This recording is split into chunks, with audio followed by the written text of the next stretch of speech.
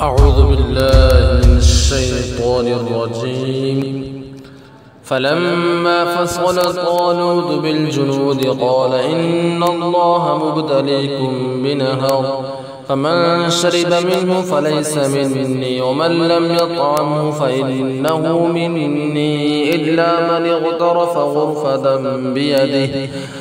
فشربوا منه إلا قليلا منهم فلما جاوزه هو والذين آمنوا معه قالوا لا طاقة لنا اليوم بجالوت وجنوده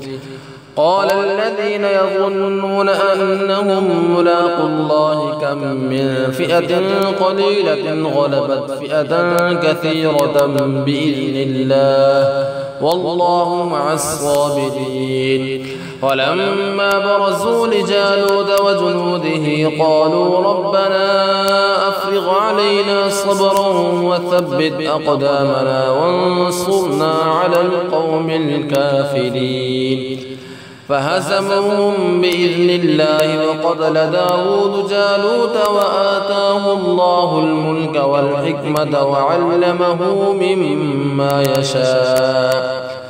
ولولا دفع الله الناس بعضهم ببعض لفسدت الأرض ولكن الله ذو فضل على العالمين. تلك آيات الله نتلوها عليك بالحق وإنك لمن المرسلين. تلك الرسل فضلنا بعضهم على بعض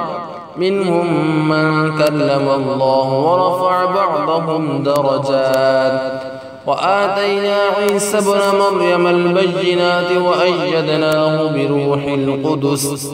ولو شاء الله ما اقتتل الذين من بعدهم من بعد ما جاءتهم البينات ولكن اختلفوا فمنهم من آمن ومنهم من كفر